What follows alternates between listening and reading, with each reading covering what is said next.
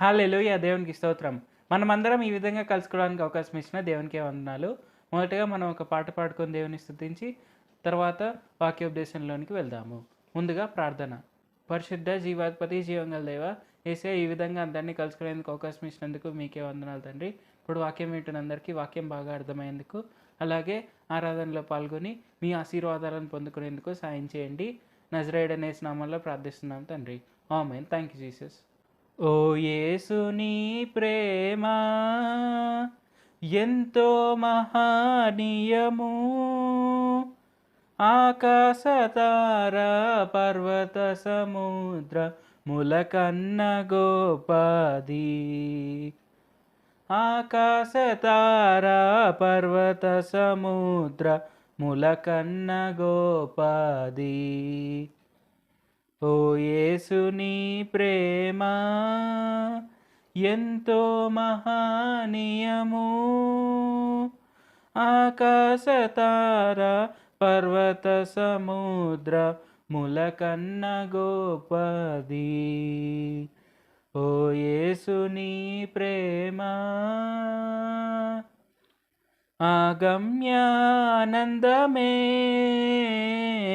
హృదయము నిండేను, ప్రభుని కార్యములు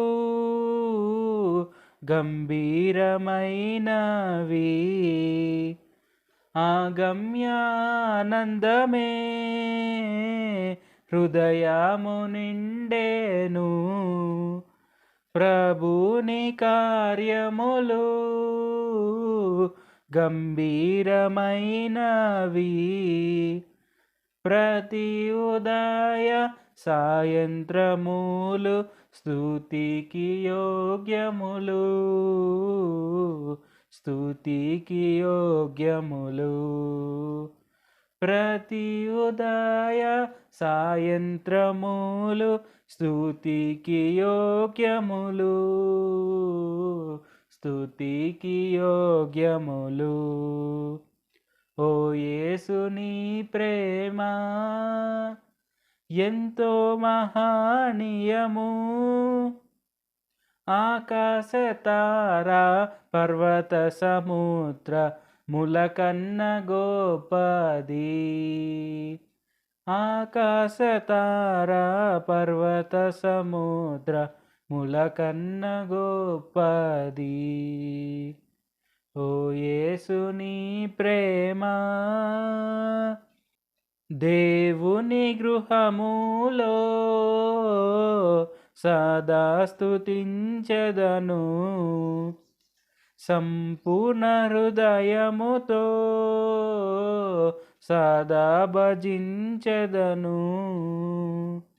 దేవుని గృహములో సదా స్తుతించెదను, సంపూర్ణ హృదయముతో సదా భజించెదను. స్తుతి ప్రశంసలకు యోగ్యుడేసు. హల్లెలూయా ఆమేన్, హల్లెలూయా ఆమేన్. స్తుతి ప్రశంసలకు యోగ్యుడేసు. హల్లెలూయా ఆమేన్, హల్లెలూయా ఆమేన్. ఓ యేసుని ప్రేమ ఎంతో మహనీయము, ఆకాశతార పర్వత సముద్ర ములకన్న గోపది. ఆకాశతార పర్వత సముద్ర ములకన్న గోపది. ఓ యేసుని ప్రేమ. హల్లెలూయా! మన దేవుడైన యేసు ప్రభువారు ఎంతో ఆరాధనకు యోగ్యుడు. కాబట్టి మనం ఎప్పుడూ దేవుడైన యేసు ప్రభువారిని ఆరాధిస్తూ, ప్రతి ఉదయము, ప్రతి సాయంత్రము మన దేవుడైన యేసు ప్రభువారితో మనం సమయం గడుపుతూ, అలాగే ఈ లెంట్ డేస్‌లో మనం ఉదయం నుంచి సాయంత్రం వరకు దేవుడైన యేసు ప్రభువారితోని అత్యంత సమయం గడపగలిగితే, మనము ఎంతో గొప్పగా ఆశీర్వదింపబడొచ్చు. సో, ఇప్పుడు వాక్యం వింటున్న అందరూ మీరు ఖచ్చితంగా ఉపవాస ప్రార్థనలు ఉంటారని, ఉపవాస ప్రార్థన చేస్తారు అని భావిస్తున్నాను. ఇప్పుడు మనం వాక్యోపదేశంలోనికి వెళ్దాము.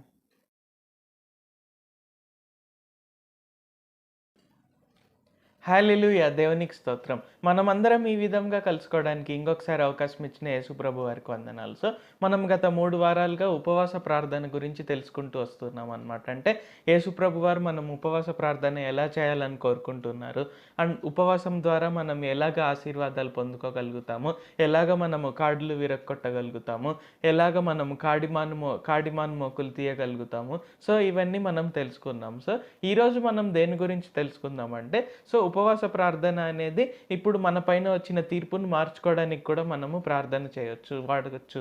ఎలాగంటే ఫర్ ఎగ్జాంపుల్ మనం చూసుకున్నట్లయితే ఏంటి, ఒక్కొక్కసారి మనం అనుకోకుండా ఏదైనా పెద్ద తప్పు కావచ్చు, లేకుంటే ఏదైనా అనుకోకుండా పాపం చేయడం కావచ్చు. ఇలాగ చేస్తుండవచ్చు. అంటే ఇతరులను మనం దుర్భాషలాడడం, అంటే అనవసరంగా దుర్భాషలాడడము, లేకుంటే ఇతరులను మనం మోసం చేయడము. ఏదో ఒకటి మనం అనుకోకుండా పెద్ద తప్పు చేసి ఉండొచ్చు. ఆ తర్వాత మనకు ఏదైనా తీర్పు వచ్చి ఉండవచ్చు. అంటే ఏదైనా మరణకరమైన వ్యాధి కావచ్చు, లేకుంటే ఇంకేదైనా ఇబ్బంది కావచ్చు. అంటే ఎక్కువగా అప్పులు సడన్గా రావడం కావచ్చు, లేకుంటే ఏదైనా సడన్గా మనకు కుటుంబంలో తెలిసినటువంటి వ్యక్తికి చాలా హానికరమైనది జరిగినప్పుడు కావచ్చు. ఇలాగ మనకు సంథింగ్ ఒక్కొక్కసారి ఏదో ఒకటి అనుకోకుండా మనకు డిజాస్టర్ అనేది ఎదురవుతుండవచ్చు అనమాట. ఇక్కడ ఏంటి, ఒక రకంగా చూసుకున్నట్లయితే మనకు సామెతల గ్రంథంలో కూడా ఉంటుందన్నమాట. ఏంటంటే హేతువు లేని శాపము తగులకపోవను. అంటే ఇప్పుడు మనకి సపోజ్ మనల్ని ఎవరైనా శపించారంటే ఏంటి, ఒకవేళ కారణం లేకుండా శపిస్తే ఏంటంటే ఆ శాపం మన పైనకు రాదు. ఎందుకంటే సృష్టికర్త అయిన యేసు ప్రభు వారు మనల్ని అందరినీ చూస్తున్నారు. ఆయన మన హృదయాన్ని చూస్తారు. లేదు ఇప్పుడు మనం ఏదైనా తప్పు చేసినప్పుడు, లేకుంటే ఒకవేళ యేసు ప్రభు వారే కావాలని అలో చేయాలనుకున్నప్పుడు ఏంటంటే శాపం అనేది వస్తుంటుంది అనమాట. అంటే తీర్పు అనేది వస్తుంటుంది. కారణం లేకుండా, హేతువు లేకుండా ఏ శాపం కానీ ఏ తీర్పు కానీ మన పైనకు రాదు. అట్లని మనం ఎవరైనా ఏదైనా కష్టాల్లో ఉన్నప్పుడు, లేకుంటే వారికి ఏదైనా మరణకరమైన వ్యాధి ఉన్నప్పుడు, లేకుంటే అప్పులు ఉన్నప్పుడు, లేకుంటే వారికి ఏదైనా సడన్గా ఏదైనా మేజర్ యాక్సిడెంట్ అవ్వడము, మేజర్ సర్జరీ అవ్వడము, ఇలాంటివి జరిగినప్పుడు నువ్వు పాపం చేసావు, లేకుంటే నువ్వు తప్పు చేసావు, నువ్వు ఏదో చాలా పెద్ద తప్పు చేసావు, అందుకే నీకు ఇలాగైంది అని మనం చెప్పడానికి వీల్లేదు. ఎందుకంటే ఒకసారి శిష్యులు యేసుప్రభు వారిని అడుగుతారనమాట. ఏంటంటే ఇతను గ్రుడ్డితనం కలిగి ఉండడానికి ఈ పాపములు ఇతను చేశాడా, లేకుంటే అతని తల్లిదండ్రులు చేశారా అన్నప్పుడు యేసుప్రభు వారు వారికి సమాధానం ఇస్తారనమాట. ఏంటంటే ఇతను ఏ పాపం చేయలేదు, ఇతని తల్లిదండ్రులు కూడా ఎటువంటి పాపం చేయలేదు. ఇది దేవుడు మహిమపరచబడడానికి, అందరి కళ్ళ ఎదుట యేసుప్రభు వారు దేవుడు మహిమపరచబడడానికి ఇది జరిగింది అని యేసుప్రభు వారు తెలియజేస్తారనమాట. ఇక్కడ ఏంటి, మనకి ఏదైనా మన పైన నెగిటివ్గా ఏదైనా తీర్పు వచ్చినప్పుడు, తీర్పు అంటే సంథింగ్ ఏదైనా మనకు డిజాస్టర్ లాంటిది జరిగినప్పుడు, అంటే మనం ఇందాక అనుకున్న విధంగా ఏదైనా యాక్సిడెంట్ అయినప్పుడు, లేకుంటే ఏదైనా మరణకరమైన వ్యాధో, లేకుంటే ఏదైనా సడన్గా అప్పులు రావడము, లేకుంటే ఎవరో మనల్ని సడన్గా దూషించేసి అసలు మనం ఉన్నవన్నీ కోల్పోవడము. ఇలాంటివి ఏదైనా జరిగినప్పుడు ఏదో నేను ఖచ్చితంగా పాపం చేశాను అందుకే ఇది జరిగింది అనడానికి వీల్లేదు. అండ్ ఎదుటివారికి అలాగ జరిగినప్పుడు అది మనం ఖచ్చితంగా వారు పాపం చేశారు అనడానికి వీల్లేదు. అయితే ఒక్కొక్కసారి మనం ఏదైనా పాపం చేసినప్పుడు, తప్పు చేసినప్పుడు యేసు ప్రభు వారు గుర్తు చేయడానికి ఓకే జనరల్గా చూసుకున్నట్లయితే ఒక్కొక్కసారి ఇలాగా జరుగుతుండవచ్చు అనమాట. అయితే ఇక్కడ ఏంటి, అంతటితో మన జీవితం అయిపోయినట్టు కాదు. ఒకవేళ ఈరోజు మీరు వింటున్నట్లయితే మీరు అనుకుంటుండవచ్చు, నేను ఏదో పెద్ద పాపం చేసేసాను, నేను చాలా పెద్ద తప్పు చేశాను, నేను ఇతరులను చాలా మోసం చేశాను, అందుకే నేను ఈ స్థితిలో ఉన్నాను, అందుకే నేను ఇలాగ మరణకరమైన వ్యాధితో బాధపడుతున్నాను, లేకుంటే అందుకే నాకు ఇలాగ అప్పులు వచ్చాయి, లేకుంటే అందుకే నాకు ఇలాగ జరుగుతుంది, నాకు చాలా కష్టాలు ఎక్కువైపోయాయి, బాధలు ఎక్కువైపోయాయి అని ఈరోజు ఒకవేళ కనుక మీరు బాధపడుతున్నట్లయితే ఆ బాధ అవసరం లేదు అని యేసుప్రభు వారు తెలియజేస్తున్నారు. ఎందుకంటే ఈరోజు మనం కనుక యోనా గ్రంథం 3వ అధ్యాయంలో చూసుకున్నట్లయితే ఇక్కడ ఒక పట్టణం అనేది ఉందన్నమాట. నినివే పట్టణం అనేది ఉంది. ఆ పట్టణంలో ఏంటంటే ఇక్కడ అలాగే చాలామంది రకరకాలుగా తప్పులు, రకరకాలుగా పాపాలు చేయడం వల్ల ఏంటంటే వారి పాపం పండి, ఒక రకంగా వారి పాపం పండి వారిపైకి దేవుడైన యెహోవా వారు ఒక తీర్పు రప్పించబోతున్నారు అనమాట. ఏంటంటే ఇంకొక 40 రోజుల్లో నినివే పట్టణం అనేది పూర్తిగా నాశనం అవుతుంది. దేవుని చేత పూర్తిగా నాశనం అవుతుంది. ఆయన కోపాగ్ని వలన పూర్తిగా హతమవుతుంది, నాశనం అవుతుంది, ప్రతి ఒక్కరు హతమవుతారు అనేది ప్రవక్త అయినటువంటి యోనా ద్వారా ఆయన వారికి తెలియజేస్తారనమాట. సో అప్పుడు వాళ్ళు వాళ్ళు ఎలాగ రియాక్ట్ అయ్యారు, దాని వలన వారు ఆ తీర్పును ఎలాగ పొందకుండా స్టిల్ అలాగే దేవుని చేత ఎలాగ కరుణింపబడ్డారు అనేది ఈరోజు మనం తెలుసుకుందాం. సో యోనా గ్రంథం 3వ అధ్యాయం మనం మొదటి నుంచి కనుక చదువుకున్నట్లయితే, అంతటా యెహోవా వాక్కు రెండవ మారు యోనాకు ప్రత్యక్షమై సెలవిచ్చినదేమనగా, నీవు లేచి నినివే మహాపురమునకు పోయి నేను నీకు తెలియజేయు సమాచారము దానికి ప్రకటన చేయుము. కాబట్టి యోనా లేచి యెహోవా సెలవిచ్చిన ఆజ్ఞ ప్రకారము నినివే పట్టణమునకు పోయెను. నినివే పట్టణము దేవుని దృష్టికి గొప్పదై 3 దినముల ప్రయాణమంత పరిమాణము గల పట్టణము. యోనా ఆ పట్టణంలో 1 దిన ప్రయాణమంత దూరము సంచరించుచు ఇక 40 దినములకు నినివే పట్టణము నాశనమగునని ప్రకటన చేయగా, నినివే పట్టణపు వారు దేవుని యందు విశ్వాసముంచి ఉపవాస దినము చాటించి ఘనులేమి అల్పులేమి అందరును గోనె పట్ట కట్టుకొనిరి. సో ఇక్కడ ఈ వచనాల్లో కనుక చూసుకున్నట్లయితే ఏంటి, దేవుడైన యెహోవా వారు ప్రవక్త అయినటువంటి యోనాకు ప్రత్యక్షమై, అంటే ఆయన వాక్కు ప్రత్యక్షమై సో నినివే పట్టణానికి ఇలాగ సెలవించమని చెప్పిందనమాట. సో నినివే మహాపురంనకు వెళ్ళు, సో నువ్వు ఇలాగ వారికి ప్రకటన చేయి, ఏంటంటే ఇంకొక 40 దినములలో నినివే పట్టణము హతమవుతుంది, అంతరించిపోతుంది, అంటే దేవుని కోపాగ్ని వలన ఇంకా నాశనం అవుతుంది అని ఇక్కడ ప్రకటన చేసినప్పుడు మనం 5వ వచనంలో చూసుకున్నట్లయితే ఏంటి, వారు దేవుని యందు విశ్వాసం ఉంచారు. సో ఫస్ట్ థింగ్ ఏంటంటే దేవుని నుండి వారు వెళ్ళిపోలేదన్నమాట. సో ఒక్కొక్కసారి మనం ఏదైనా ఏం చేస్తుంటాము అంటే, మనం చేసిన తప్పు వల్లే మనం ఒక్కొక్కసారి శిక్ష అనుభవిస్తున్నా మనం ఏమనుకుంటాము అంటే, మనం చేసింది మనం మర్చిపోయి, సో దేవుడు నాకు అనవసరంగా ఈ శిక్ష వేశాడు, దేవుడు అనవసరంగా నన్ను ఇలాగ చేశాడు, సో నన్ను ప్రేమిస్తున్నానని చెప్పాడు కదా, నా పైన కృప చూపిస్తానని చెప్పాడు కదా, సో అవన్నీ అబద్ధాలే, అసలు యేసు ప్రభు అనే దేవుడు ఉన్నాడో లేడో అని రకరకాలుగా కొంతమంది ఏంటంటే మనలో దేవుని విడిచి వెళ్ళిపోతుంటారు అనమాట. సో ఏవైనా కష్టాలు వచ్చినప్పుడు, ఏదైనా బాధలు వచ్చినప్పుడు దేవుని వద్ద విచారణ చేయకుండా, అంటే నేను ఏదైనా తప్పు చేశానా, లేకుంటే దేవా మీరు మహిమపరచబడ్డానికి ఈ తప్పు వచ్చిందా, లేకుంటే మేము ఇంకా ఎదగడానికి, సో మమ్మల్ని ఇంకా శుద్ధీకరించడానికి ఈ ఈ శిక్ష అనేది మా పైనకు వచ్చిందా, సో ఇలాగ మనం దేవుని వద్ద విచారణ చేయాలి. సో అలాగ విచారణ చేయకుంటే ఏంటంటే మనము రకరకాలుగా మనం చాలా ఆశీర్వాదాలు కోల్పోతాము, అండ్ ఒక రకంగా రక్షణ కోల్పోయే ప్రమాదం కూడా ఉంది. అయితే ఇక్కడ నినివే పట్టణపు వారు కనుక చూసుకున్నట్లయితే ఏంటి, వారు దేవుడైన యెహోవా వారిని ఇంకా విడిచిపెట్టేయకుండా, ఇంకేముంది నాశనం అయిపోతున్నాం, అంతా అయిపోయింది అని బాధపడడం కానీ, లేకుంటే దేవుణ్ణి శపించడం కానీ, దేవుని పైన విసుక్కోవడం కానీ ఇలాగ చేయకుండా దేవుని యందు విశ్వాసం ఉంచి వారు ఉపవాస దినాన్ని ప్రకటించారు. సో అంటే ఈ 40 రోజులు కూడా ఉపవాసం ఉండి, ఓకే మనం అందరం కూడా ఉపవాసం ఉందాము, మన క్రియల్ని బట్టి పశ్చాత్తాప్తులు అవుదాము అని చెప్పి ఇక్కడ ఏంటి, వారు ఉపవాస దినాల్ని వారు ప్రతిష్ఠించారనమాట. సో ఆ విధంగా ఏంటి, మనం ఈ 40 రోజుల ఉపవాసం కనుక చూసుకున్నట్లయితే,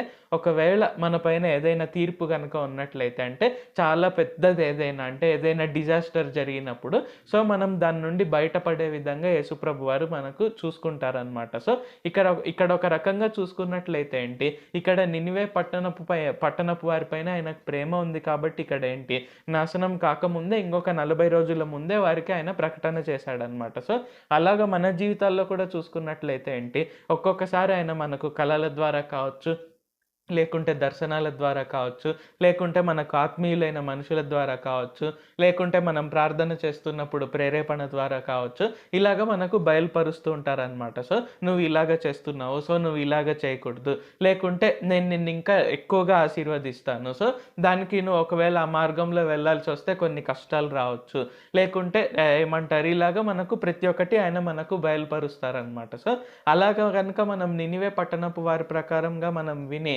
ఒకవేళ దేవుడు మనలో ఏదైనా సరి చేసుకోమని చెప్పినప్పుడు మనం కూడా ఉపవాస దినం ప్రతిష్ఠించి, ఉపవాస దినాన్ని మనం ప్రకటించి, మనం గనక ప్రార్థన చేసినట్లయితే ఏంటంటే, యేసుప్రభు వారు నినివే పట్టణపు వారిని ఎలాగైతే ఆయన కాపాడారో, అంటే వారి పైనకి ఎటువంటి తీర్పు రాకుండా చూసారో, మన పైన కూడా ఎటువంటి తీర్పు రాకుండా చూడగలుగుతారు అనమాట. సో అందుకే జనరల్గా ఈ 40 రోజులనే కాకుండా మనం వారంలో 1 రోజు కానీ 2 రోజులు కానీ మనం ఉపవాస ప్రార్థన చేసినట్లయితే ఏంటంటే, ఖచ్చితంగా మనం ఏ స్థితి స్థితిలో ఉన్నాము, మనం ఏ స్థితిలో ఉండబోతాము అనేది మనం ప్రతి ఒక్కటి గ్రహించుకోగలుగుతాం అనమాట. సో ఇక్కడ ఉపవాస ప్రార్థన దేనికి అంటే, ఇక్కడ ఉపవాస ప్రార్థన చేస్తేనే యేసుప్రభు వారు కరుణిస్తారని కాదు. సో ఇక్కడ ఉపవాస ప్రార్థన అనేది దేని కొరకు అంటే, మనము ఫోకస్ చేయడానికి అనమాట. సో మనం జనరల్గా ప్రతిరోజులాగే కనుక ఒకవేళ మనం ప్రార్థన చేయాలనుకున్నా, దేవునితో సమయం గడపాలనుకున్నా ఏంటంటే, ఒక్కొక్కసారి మనకు కొన్ని డైవర్షన్స్ అనేవి ఉంటాయి అన్నమాట. సో మనం ఉపవాస ప్రార్థన అనేది ఎందుకు మనం ఆచరించాలి అంటే,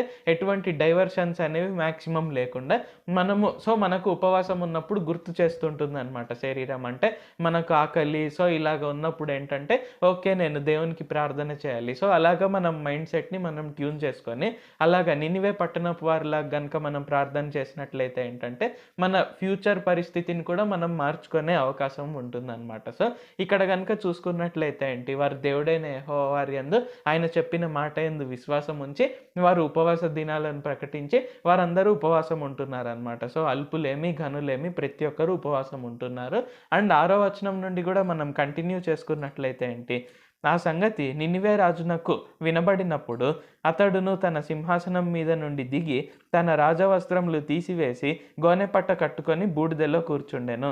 మరియు రాజైన తానును ఆయన మంత్రులను ఆజ్ఞేయగా, ఒకవేళ దేవుడు మనసు త్రిప్పుకొని పశ్చాత్తప్తుడై మనము లయం కాకుండా తన కోపాగ్ని చల్లార్చుకొనును గనుక మనుషులు ఏదియూ పుచ్చుకొనకూడదు, పశువులు గాని ఎద్దులు గాని గొర్రెలు గాని మేతమేయకూడదు, నీళ్లు త్రాగకూడదు. మనుషులందరూ తమ దుర్మార్గములను విడిచి తాము చేయు బలాత్కారంను మానివేయవలెను.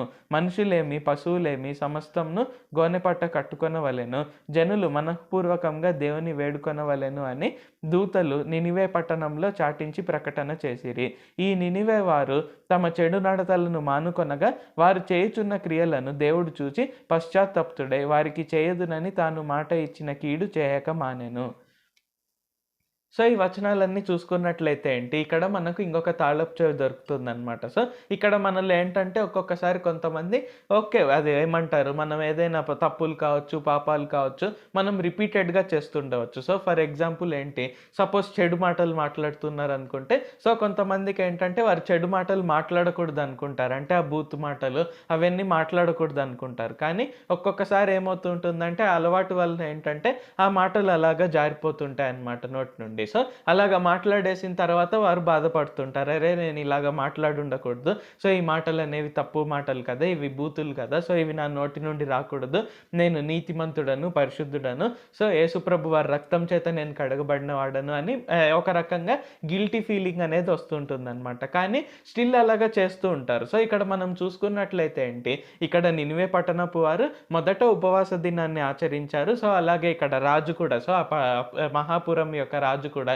నినివే పట్టణం యొక్క రాజు కూడా ఇక్కడ ఏంటి మంత్రుల ద్వారా అందరికి ఆజ్ఞ ఇచ్చాడనమాట. ఏంటంటే సో ఎవరు కూడా ఏమీ తినకూడదు, ఏమీ త్రాగకూడదు, సో అందరూ కూడా ఉపవాసం ఉండాలా, గోనె పట్ట వేసుకోవాలి, సో అందరూ దేవుని ఎదుట పశ్చాత్తాప్తులు అవ్వాలి, సో వారి పాపాలు ఒప్పుకోవాలి. సో తద్వారా ఒకవేళ యేసుప్రభు వారు, ఒకవేళ దేవుడైన యెహోవా వారు ఆయన కరుణించి మన పైన వచ్చే ఉగ్రత రాకుండా ఆయన చూస్తారేమో అని ఇక్కడ ఏంటి, ఈవెన్ జంతువులకు కూడా వారు ఏం పెట్టకుండా ఈవెన్ జంతువుల పైన కూడా గోనె పట్ట కట్టారు. సో అలాగేంటి ప్రతి ఒక్కరు గోనె పట్ట కట్టుకొని బూడిద చల్లుకొని వారు పశ్చాత్తాప్తులై ప్రార్థన చేశారు. సో ఇక్కడ మనం కనుక 9-10 వచనాల్లో చూసుకున్నట్లయితే ఏంటి, వారు ఎప్పుడైతే ఉపవాసం ఉండి పశ్చాత్తాపడి ప్రార్థన చేశారో వారు ఇంకా చెడు క్రియలను మానుకున్నారు. సో ఆ విధంగా ఏంటి, ఒకవేళ కనుక మీరు ఏదైనా చెడు క్రియలు మానుకోవాలనుకుంటే, అంటే ఎవరినైనా దుర్భాషలాడడం కావచ్చు, లేకుంటే ఏదైనా పాపం చేయడం కావచ్చు, లేకుంటే ఏదైనా డ్రగ్స్ కానీ మందు కానీ, సో ఇలాంటివి ఏదైనా చెడు అలవాట్లు ఉన్నా,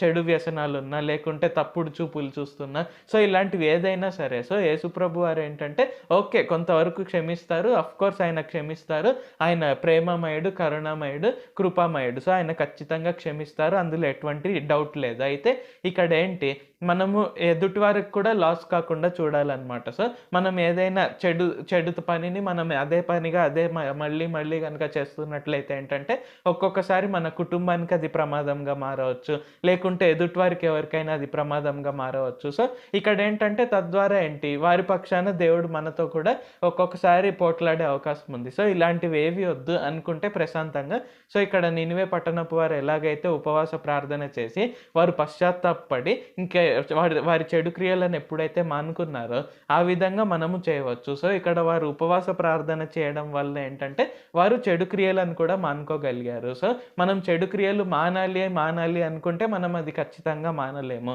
సో దానికి ఖచ్చితంగా ఉపవాస ప్రార్థన అనేది జోడించాలి. సో మనం ఎక్కువగా ఫోకస్డ్‌గా మనం ప్రార్థన చేసి, సో మనం ఎక్కువగా మనం పరిశుద్ధ గ్రంథం చదివినట్లయితే ఏంటంటే ఖచ్చితంగా మనం ఆ చెడు క్రియలను మానుకునే శక్తి, సామర్థ్యం మనకు యేసుప్రభు వారు కలిగిస్తారు. సో ఆ విధంగా ఇక్కడ ఏంటి, మనం చెడు క్రియలు స్వయంగా మనంతటకు మనం మానాలనుకుంటే అది మానలేము. ఎందుకంటే మనకు ఆ శక్తి లేదు. సో అదే మనం ఎప్పుడైతే ఉపవాస ప్రార్థన చేస్తామో, సో నినివే పట్టణపు వారిలాగా మనం ఎప్పుడైతే ఉపవాస దినాన్ని ప్రకటించి, మనం ఎప్పుడైతే ఉపవాస ప్రార్థన అనేది చేయగలుగుతామో, మనం దేవుని నుండి శక్తి సామర్థ్యాలు పొందుకుంటాము. సో ఆయన ద్వారా, ఆయన వాక్యం ద్వారా మనము ఆ చెడు క్రియలు, ఆ పాపం కావచ్చు, ఆ తప్పు కావచ్చు, మనం మరలా తిరిగి చేయకుండా ఉండే విధంగా మనం చూసుకోవచ్చు. కాబట్టి ఒకవేళ మీరు ఈ వాక్యం వింటూ ఒకవేళ నేను ఈ పాపం అనవసరంగా చాలాసార్లు చేస్తున్నాను, నేను ఈ తప్పులు పదే పదే నేను చేస్తున్నాను, ఎలాగ బయటపడాలి అని కనుక మీరు బాధపడుతున్నట్లయితే యేసుప్రభు వారు మీకు చెప్తున్నారు, ప్రార్థన చేయండి. ఒకవేళ మీకు వీలైతే ఉపవాస ప్రార్థన చేయండి. సో నేను మీకు శక్తినిస్తాను, నా సామర్థ్యాన్ని ఇస్తాను, నాతో ఎక్కువగా సహవాసం చేయండి, ఖచ్చితంగా మీరు దాన్ని జయించే విధంగా నేను చూసుకుంటాను అని యేసుప్రభు వారు తెలియజేస్తున్నారు. కాబట్టి సో మనం చేయాల్సిందల్లా ఏంటంటే నినివే పట్టణపు వారి వలె మనం పశ్చాత్తాపపడాలి. సో ఏ పాపమైనా, ఏ తప్పు అయినా, లేకుంటే మన పైన ఏ తీర్పు వచ్చినా, ఏ శిక్ష అనేది వచ్చినా, మనం గనక పశ్చాత్తాపపడినట్లయితే ఏంటంటే అది ఇంకా కలగకుండా యేసుప్రభు వారు చూసుకుంటారు. ఆ కష్టం కావచ్చు, ఆ బాధ కావచ్చు, ఆ ఇబ్బంది కావచ్చు, మరలా మనం మరలా అవి మనకు రాకుండా యేసుప్రభు వారే మనల్ని కాచి కాపాడతారు. సో ఇక్కడ ముఖ్యమైనది ఏంటంటే మన విల్ అన్నమాట. అంటే మనం నిజంగా మనం ఆ పాపం చేయకూడదు అనుకుంటున్నామా? సో పశ్చాత్తాపం అంటే ఏంటి? ఇంకా నేను ఎప్పుడు ఆ తప్పు చేయను, ఇంకెప్పుడు నేను ఆ పాపం చేయను. సో మనం నిజంగా కనుక మనం పశ్చాత్తాపడి మనం కనుక ప్రార్థన చేసినట్లయితే, ఉపవాస ప్రార్థన చేసినట్లయితే ఏంటంటే ఖచ్చితంగా ఆయన మనం తిరిగి ఆ తప్పు కావచ్చు, ఆ పాపం కావచ్చు, లేకుంటే ఆ మోసం కావచ్చు, లేకుంటే ఆ చెడు అలవాట్లు, చెడు వ్యసనాలు, సో వీటిలో మనం ఏది చేయకుండా ఆయన ఖచ్చితంగా మనల్ని కాపాడుతారు. సో మనం చేయాల్సిందల్లా ఏంటంటే ఇక్కడ నినివే పట్టణపు వారి వలె మనము పశ్చాత్తాపడి మనము ఆయనకు ప్రార్థన చేయాలి. సో మనం ఇలాంటి సిచ్యువేషనే మనము ఇంకొక గ్రంథంలో కూడా చూసుకున్నట్లయితే మొదటి రాజుల గ్రంథం 21వ అధ్యాయం 25వ వచనం నుండి కనుక చదువుకున్నట్లయితే, తన భార్య అయిన యెజెబెలు ప్రేరేపణ చేత యెహోవా దృష్టికి కీడు చేయ తన్ను తాను అమ్ముకొనిన ఆహాబు వంటి వాడు ఎవడునూ లేడు. ఇశ్రాయేలీల ఎదుట నిలవకుండా యెహోవా వెళ్ళగొట్టిన అమోరీయుల ఆచార రీతిగా విగ్రహములను పెట్టుకొని అతడు బహుహేయంగా ప్రవర్తించెను. ఆహాబు ఆ మాటలు విని తన వస్త్రములను చింపుకొని గోనెపట్ట కట్టుకొని ఉపవాసముండి గోనెపట్ట మీద పరుండి వ్యాకుల పడుచుండగా యెహోవా వాక్కు తిష్బీయుడైన ఏలియాకు ప్రత్యక్షమై ఇలాగు సెలవిచ్చెను. ఆహాబు నాకు భయపడి వినయంగా ప్రవర్తించుట చూచితివా? నాకు భయపడి అతడు వినయంగా ప్రవర్తించుట చేత ఆ అపాయము అతని కాలం నందు సంభవింపకుండా ఆపి అతని కుమారుని కాలం నందు అతని కుటుంబీకుల మీదికి నేను దాన్ని రప్పించెదను. సో ఈ వచనాలన్నీ కనుక చూసుకున్నట్లయితే ఏంటి, ఇక్కడ ఇశ్రాయేల్ రాజైన అహాబు పైనకు ఒక తీర్పు వస్తుందన్నమాట. ఏంటంటే అతడు అలాగే అతనికి సంబంధించిన వారంతా ఒకవేళ పట్టణంలో కనుక చచ్చినట్లయితే కుక్కలు అతని రక్తం నాకుతాయి, అతని మాంసం తింటాయి. లేకుంటే ఒకవేళ పట్టణం బయట కనుక, ఊరి బయట కనుక చనిపోయినట్లయితే ఆకాశ పక్షులు వచ్చి వారిని పీక్కో తింటాయి అని ఇక్కడ ఒక తీర్పు అనేది ఇక్కడ ఇశ్రాయేల్ రాజైన అహాబు పైకి వస్తుందన్నమాట. సో ఎందుకు ఆ తీర్పు వస్తుంది? ఎందుకంటే ఇశ్రాయేల్ రాజైన అహాబు చాలా పాపం చేసి ఆయన ప్రవక్తలను, సో దేవుడైన యెహోవా వారి ప్రవక్తలను చంపడము, వారిని హింసించడము, యెజెబెలు, సో తన భార్య అయిన యెజెబెలు మాట చొప్పున అందరినీ ఇలాగ హింసించడము, చంపడము, అలాగే వేరే అమోరీయుల వారికి ఆచారాల చొప్పున వారి దేవతలకు మొక్కడము, వారి దేవతలకు బలినివ్వడము, బయలుదేవతలకు బలివ్వడము. సో ఇలాగ ఏంటంటే పూర్తిగా దేవుడైన యెహోవా వారి మార్గం నుండి తప్పిపోయి ఇంకా రకరకాలుగా చాలా హింసలు, చాలా తప్పుడు క్రియలు, పాపపు క్రియలు చేయడం వలన ఏంటంటే ఇక్కడ ఇజ్రాయెల్ రాజైన ఆహాబు పైనకు తీర్పు వస్తుందన్నమాట. సో ఇక్కడ ఒక రకంగా చూసుకున్నట్లయితే ఏంటి, ఇజ్రాయెల్ రాజైన ఆహాబు ఆ తీర్పు పొందడానికి అర్హుడు. అయితే మనం చివరి వచనాల్లో చూసుకున్నట్లయితే ఏంటి, అంతటి ఇజ్రాయెల్ రాజైన ఆహాబు కూడా పశ్చాత్తాపపడి ఉపవాసం ఉండి గోనెపట్ట కట్టుకొని ప్రార్థన చేసినప్పుడు ఏంటి, దేవుడైన యెహోవా వారు ఆ తీర్పు ఆయన పైన, అతని పైన రాకుండా ఆ తర్వాత తరం వారిపైకి పోస్ట్పోన్ చేశారనమాట. సో ఇక్కడ ఒక రకంగా చూసుకున్నట్లయితే ఏంటి, ఆహాబు చేసింది ఇంకా నిజంగా చాలా పెద్ద పాపం. ఏంటంటే డైరెక్ట్‌గా దేవుడైన యెహోవా వారి ప్రవక్తల్ని ఆయన చంపాడు, హింసించాడు. సో చాలా పెద్ద పాపము. అండ్ దానికి తగ్గట్టుగా ఇంకా ఏంటి, ఇప్పుడు తన భార్య అయిన యెజబెల్ ఏది చెప్తే అది చేస్తున్నాడనమాట. అంటే వేరే దేవతలను మొక్కడము, వేరే దేవతలను పూజించడము, వేరే దేవతలకు బలులను అర్పించడము, అండ్ అలాగే ఆ దేవతల ప్రవక్తలకు వారిని పోషించడము. సో ఇలాగ ఏవేవైతే చేయకూడదో ప్రతి ఒక్కటి చేసేసాడనమాట. సో అయినప్పటికీ కూడా ఇక్కడ ఏంటి, దేవుడైన యెహోవా వారు ఆహాబు పశ్చాత్తాపాన్ని చూశారు. సో ఆ విధంగా ఏంటి, మనం ఎంతటి పాపమైనా చేసి ఉండవచ్చు, ఎంతటి తప్పైనా చేసి ఉండవచ్చు, బట్ స్టిల్ యేసుప్రభు వారు క్షమిస్తారు. అయితే ఇక్కడ ఆయన ఉద్దేశం ఏంటి, నేను మిమ్మల్ని క్షమించాను అంటే ఇంకా మరలా పోయి ఆ పాపం చేయమని కాదు. సో యేసుప్రభు వారి యొక్క ఉద్దేశం ఏంటంటే, మీరు పశ్చాత్తాపపడండి, మీరు ఉపవాసం ఉండండి, నాకు ప్రార్థన చేయండి, నేను మీరు చేసిన పాపాన్ని క్షమిస్తాను, అండ్ అది మీరు ఇంకెప్పుడు చేయకుండా నేను శక్తినిస్తాను అనే విధంగా యేసుప్రభు వారు ఈరోజు మనతో మాట్లాడుతున్నారు. కాబట్టి ఇక్కడ దేవుడైన యేసుప్రభు వారు ఆహాబు లాంటి వ్యక్తినే క్షమించగలిగినప్పుడు, అంటే అంతమందిని ప్రవక్తలను హింసించి చంపిన ఆహాబునే క్షమించగలిగినప్పుడు మనల్ని ఖచ్చితంగా క్షమిస్తారు. కాబట్టి ఈ వాక్యం మీరు వింటున్నట్లయితే అనవసరంగా దేని గురించి ఎక్కువగా గిల్టీ ఫీలింగ్ పెట్టుకోకుండా, సో మీ మైండ్ సెట్ ఎలాగా ఉండాలంటే, నేను పాపం చేశాను, దేవా నన్ను క్షమించండి, ఇంకా నేను ఎప్పుడు అది చేయకుండా ఉండే శక్తి సామర్థ్యాలని నాకు ఇవ్వండి అని ఆ విధంగా ఆశ కలిగి ఉన్నట్లయితే ఏంటంటే యేసుప్రభు వారు అది ఖచ్చితంగా చేస్తారు. ప్రార్థించుకుందాం. ప్రభువా, దేవా, సర్వాధికారి, మాకు ఇంకొకసారి ప్రార్థించుకునేందుకు అవకాశం ఇచ్చినందుకు వందనాలు తండ్రి. మీరు మా కొరకై చేసిన ప్రతి ఒక్క మేలుని బట్టి మీకు వందనాలు, స్తుతులు, స్తోత్రాలు తండ్రి. ఈరోజు వాక్యంను బట్టి వందనాలు తండ్రి.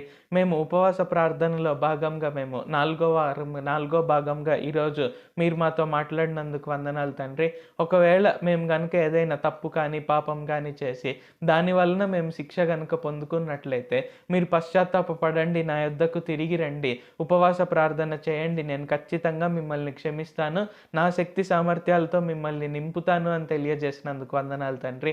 ఎలాగైతే నినివే పట్టణపు వారు ఉపవాస దినాల్ని ప్రకటించి వారు 40 రోజులు ఉపవాస ప్రార్థన చేయగా, అంటే పశ్చాత్తాపడి వారు ఇంకెప్పుడు ఆ చెడు క్రియలు చేయకూడదు అని అనుకొని ఉండగా వారు ఆ చెడు క్రియలు మానివేయనట్లు చేసినందుకు వందనాలు తండ్రి. కావున ఈ ప్రార్థనలో పాల్గొంటూ, నేను ఈ తప్పు పదే నేను అనవసరంగా చేస్తున్నాను, నేను ఈ పాపం నేను చేయకూడదు అనుకుంటున్నాను కానీ చేస్తున్నాను అని ఎవరైతే బాధపడుతున్నారో, ఇప్పుడే వారు ఉపవాస ప్రార్థన చేయడానికి నిశ్చయించుకొనుచుండగా వారు ఇంకెప్పుడు ఆ తప్పు కానీ పాపం కానీ చేయకుండా నీతిగా పరిశుద్ధంగా జీవించే విధంగా వారికి శక్తినిచ్చి సహాయం చేయండి తండ్రి.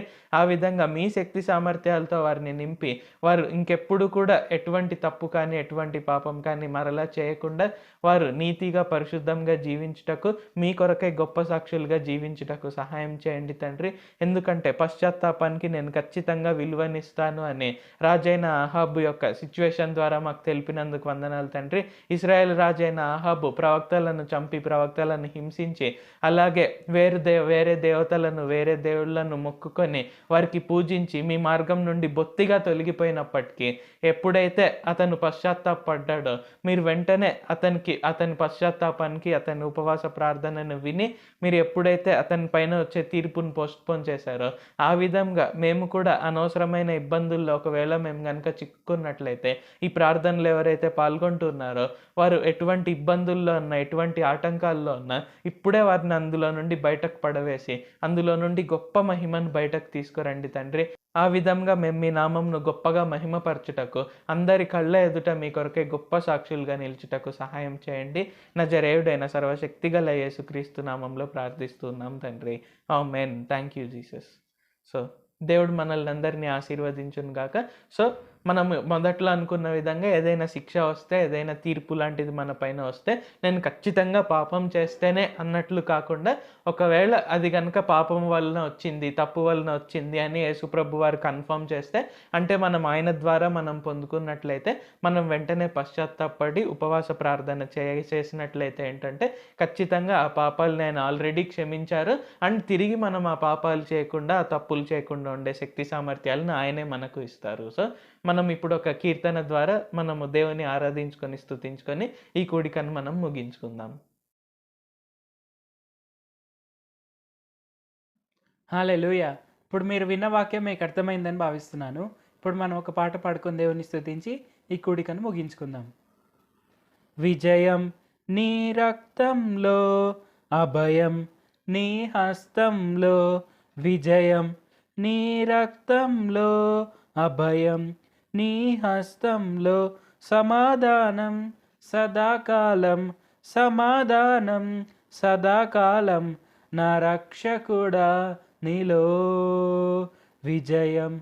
నీ రక్తంలో అభయం, నీ హస్తంలో విజయం. నీ రక్తములో అభయం, నీ హస్తములో స్వస్థత. నీ రక్తంలో భద్రత, నీ హస్తంలో స్వస్థత. నీ రక్తములో భద్రత, నీ హస్తములో సమాధానం సదాకాలం, సమాధానం సదాకాలం. నా రక్షకుడా నీలో రక్షణ. నీ రక్తంలో స్వాంతన, నీ హస్తములో రక్షణ. నీ రక్తంలో స్వాంతన, నీ హస్తంలో సమాధానం సదాకాలం, సమాధానం సదాకాలం. నా రక్షకుడా నీలో క్షమాపణ. నీ రక్తంలో నిరీక్షణ, నీ హస్తంలో క్షమాపణ. నీ రక్తంలో నిరీక్షణ, నీ హస్తంలో సమాధానం సదాకాలం, సమాధానం సదాకాలం. నా రక్షకుడా నీలో పవిత్రత.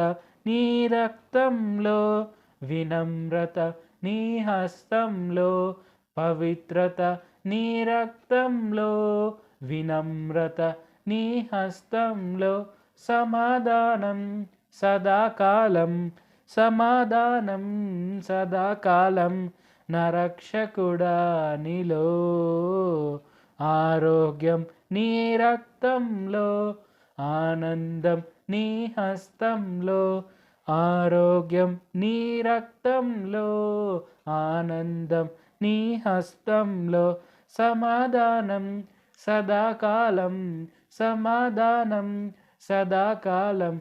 నా రక్షకుడా నీలో ఆరోగ్యం. నీ రక్తంలో ఆనందం, నీ హస్తంలో ఆరోగ్యం. నీ రక్తంలో ఆనందం, నీ హస్తంలో ఆరోగ్యం. నీ రక్తంలో ఆనందం, నీ హస్తంలో సమాధానం సదాకాలం, సమాధానం సదాకాలం.